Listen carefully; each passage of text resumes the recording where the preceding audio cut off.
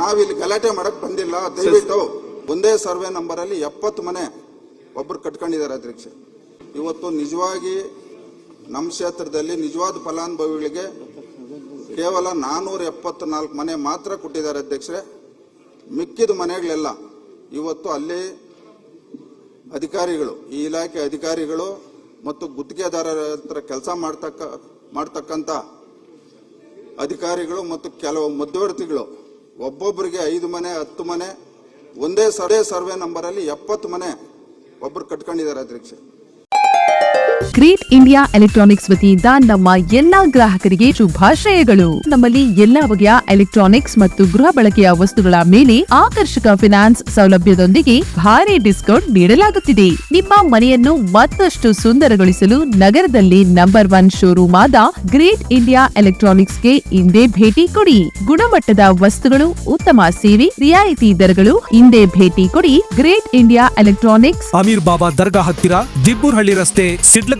ಕರೆ ಮಾಡಿ 8861043315.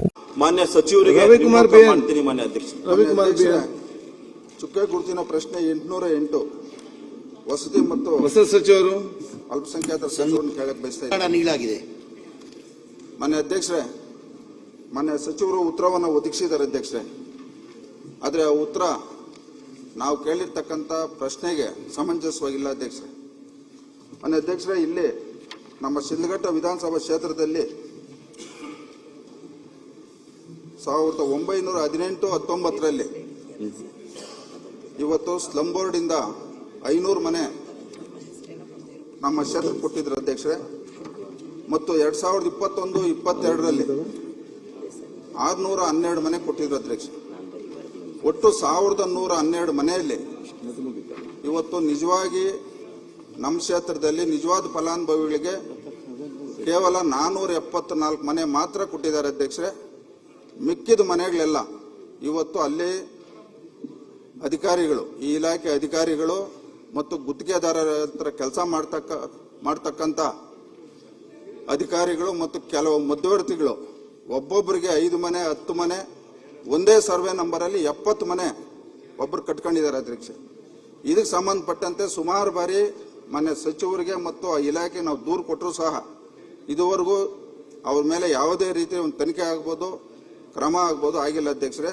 ಮಾನ್ಯ ಸಚಿವರು ಇವತ್ತು ನಮ್ಮ ಕ್ಷೇತ್ರದಲ್ಲಿ 40,000 ಜನಸಂಖ್ಯೆ ಮುಸ್ಲಿಂ ಸಮುದಾಯದ ಮತದಾರರಿರ್ತಕ್ಕಂಥ ಕ್ಷೇತ್ರ.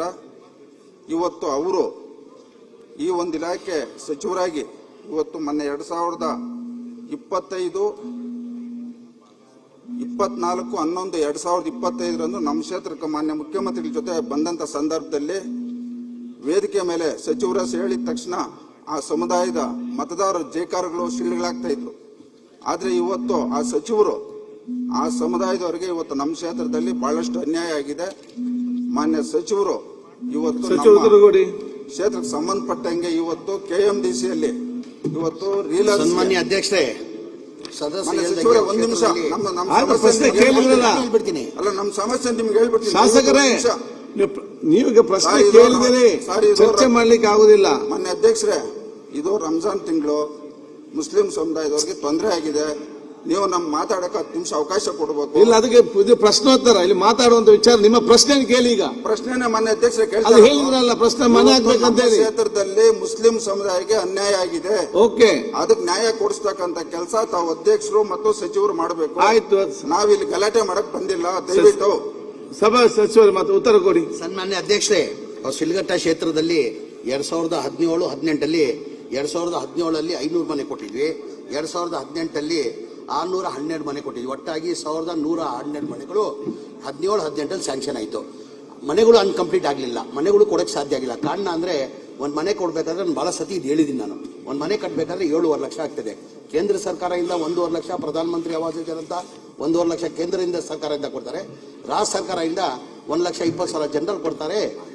SC ST ಇದ್ರೆ 2 ಲಕ್ಷ ಕೊಡ್ತಾರೆ. ಅಂದರೆ ಅವರೇ ತಗೊಂಡ್ರೆ 3 ಲಕ್ಷ. 4.5 ಲಕ್ಷ ಬೆನಿಫಿಷರಿ ಕೊಡಬೇಕು.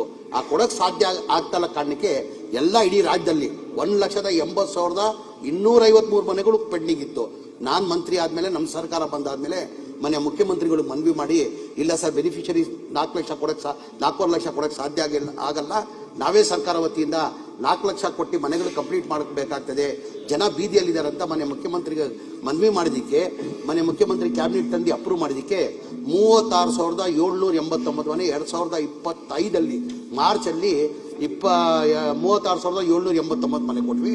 ಮೊನ್ನೆ ಜನವರಿಯಲ್ಲಿ 20ನೇ ತಾರೀಕಲ್ಲಿ ಹುಬ್ಳಿದಲ್ಲಿ ಕಾರ್ಯಕ್ರಮ ಮಾಡಿ 42,345 ಮನೆ ಕೊಟ್ಟಿದ್ವಿ.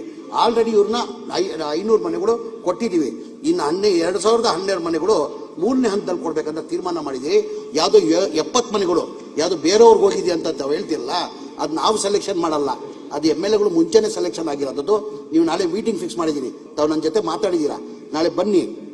ನಾಳೆ ರಾಜೀವ್ ಗಾಂಧಿ ಅವ್ರಿಗೂ ಕರ್ಸಿದ್ದೀನಿ, ಸ್ಲಮ್ ಬೋರ್ಡ್ಗೂ ಕರ್ಸಿದ್ದೀನಿ. ನಾವು ನೀವು ಕೂತ್ಕೊಂಡು ಮಾತ್ರ ಹಂಗೇನಾದ್ರು ತಪ್ಪಾಗಿದೆ ಅದು ಸರಿ ಮಾಡ್ಕೊಡ್ತೀನಿ. ಮಾನ್ಯ ಸಚಿವರೇ, ಇವತ್ತು KMDC ಅಲ್ಲಿ ಇಲ್ಲ ನಿಮ್ದು ಏನೇನು ಇಲ್ಲ KMDC ನೀವು ಪ್ರಶ್ನೆ ಕೇಳಿಲ್ಲ. ಒಂದ್ ನಿಮಿಷ ಅಧ್ಯಕ್ಷ, ಪ್ರಶ್ನೆ ಕೇಳಿ. ಒಂದ್ ನಿಮಿಷ ಕರೆಕ್ಟ್ಲಿ 1 ನಿಮಿಷ 10 ನಿಮಿಷ ಬೇಕು ಕೊಡುವ ಪ್ರಶ್ನೆ ಹೇಳಿ. ಈಗ ದಯವಿಟ್ಟು ಒಂದ್ ನಿಮಿಷ. ಪ್ರಶ್ನೆ ಬೇರೆ, ನೀವು ಸಬ್ಜೆಕ್ಟ್ 2023-24ನೇ ಸಾಲಿನಲ್ಲಿ ಅಲ್ಲಿ ರೇಷ್ಮೆ ಬಿಚ್ಚಾಣಿಕೆದಾರಕ್ಕೆ 40 ಜನ ನೀವು ಆಯ್ಕೆ ಮಾಡಿರ್ತೀರಿ. 24-25ರಲ್ಲಿ 42 ಜನ ಆಯ್ಕೆ ಮಾಡಿರ್ತೀರಿ. 25-26ನಲ್ಲಿ 70 ಜನ ನೀವು ಆಯ್ಕೆ ಮಾಡಿರ್ತೀರಿ. ಈಗ ನಾವಲ್ಲಿ ಜಿಲ್ಲಾ ಮಟ್ಟದ ಅಧಿಕಾರಿಗಳು ಕೇಳಿದಾಗ ಇದು ಸಚಿವರು ಮಾಡೋದು, ನಾವು ಮಾಡಲ್ಲ ಅಂತ ಅವರು ನಮ್ಗೆ ಉತ್ತರ ಕೊಡ್ತಾ ಇದ್ದಾರೆ. ಆದ್ರೆ ಇಲ್ಲೇನಾಗಿದೆ, 90ರಷ್ಟು ಇವತ್ತು ಶ್ರೀಮಂತರಿಗೆ ಇವತ್ತು ಈ ಒಂದು ಯೋಜನೆ ಸಿಕ್ಕಿದೆ, ಬಡವರು ಸಿಗ್ತಾ ಇಲ್ಲ. ಇವತ್ತು ನೀವು ಬೇಕಾದ್ರೆ ನಿಮ್ಮ ರಾಜ್ಯ ಮಟ್ಟದ ಅಧಿಕಾರಿಗಳ ಕಡೆಯಿಂದ ತನಿಖೆ ಮಾಡಿ. ನಾಳೆ ಬೆಳಗ್ಗೆ 11 ಗಂಟೆಗೆ ನೀವು ಬನ್ನಿ. KMDC ಅವ್ರಿಗೂ ಕರ್ಸಿದ್ದೀನಿ, ಸ್ಲಮ್ ಬೋರ್ಡ್ಗೂ ಕರ್ಸಿದ್ದೀನಿ, ರಾಜೀವ್ ಗಾಂಧಿ ಕರ್ಸಿದ್ದೀನಿ. ನಿಮ್ ಕ್ಷೇತ್ರದ ಏನೇನು ಸಮಸ್ಯೆ ಇದೆ ಬಗೆಹರಿಸ್ಕೊಡ್ತೀನಿ. ನಾಳೆ ಬನ್ನಿ 11 ಗಂಟೆಗೆ ಬೆಳಗ್ಗೆ. ಒಂದ್ ನಿಮಿಷ, ನಮ್ಮ ಕ್ಷೇತ್ರದಲ್ಲಿ 25 ವಾರ್ಡಲ್ಲಿ ಇವತ್ತು ನಾವು ಜನಪ್ರತಿನಿಧಿಗಳು ಓಡಾಡಕ್ ಆಗ್ತಾ ಇಲ್ಲ, ಆ ಪರಿಸ್ಥಿತಿ ಇದೆ. ನೀವು ದಯವಿಟ್ಟು ದೊಡ್ಡ ಮನಸ್ಸು ಮಾಡಿ ವಿಶೇಷ ಅನುದಾನ ಕೊಡ್ಬೇಕು ನೀವು.